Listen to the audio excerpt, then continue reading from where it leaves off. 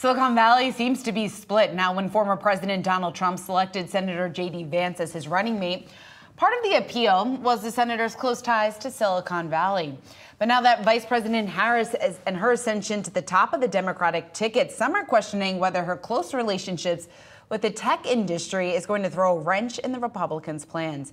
Here with more on that is Yahoo Finance Washington correspondent Ben Werkschul. And Ben, what are you hearing? I'm hearing a lot. This is sort of a campaign within a campaign of the 2024 election. We've been sort of seeing a lot of back and forth. Trump made his first trip to Silicon Valley or to San Francisco city limits last month to go to David Sachs's home, and he raised $12 million.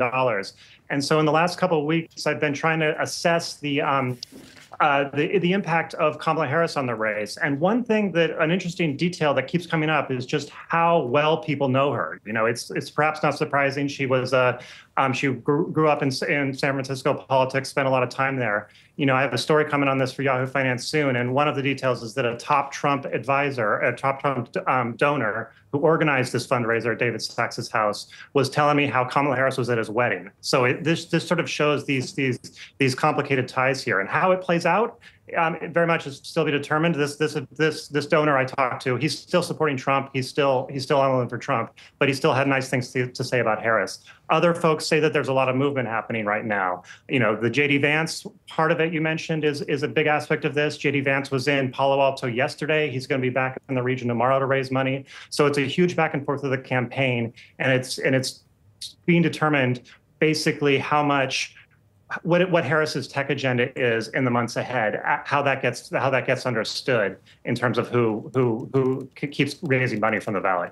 Really great anecdote there about the wedding, Ben. But I want to switch gears. Yeah. I want to switch gears a little bit and talk about another issue that is really important for investors and a lot of voters, frankly, which is the U.S. national debt, topping $35 trillion for the first time this week.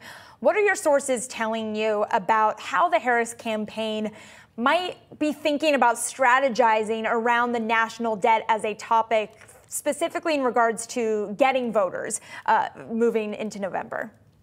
Yeah, I mean, in a sense, this is these two issues. The first issue, the tech issue, is an issue that people are talking about a lot. In a way, the story of the debt this election cycle is a issue that people aren't talking about.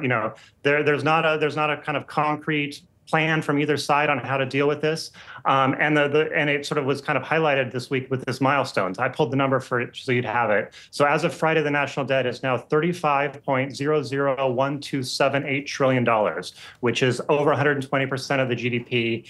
And in past election cycles, much lower debt levels were talked about nonstop. One for sure was at the Republican conventions. I've covered a lot of conventions, too many, and previous ones, it was a big element. In Milwaukee, recent weeks, it wasn't. It was hard to find people talking about the debt, and I think there's some of that on the Democratic side too. You're going to see something similar in Chicago. It gets to this point that both sides are focused on other issues. The tax issue is another one that a lot of deficit hawks here in D.C. are worried about, because there's going to be pressure in 2025 to actually increase debt levels, and the question is whether there's any sort of serious conversation about the debt coming, given these eye-popping numbers.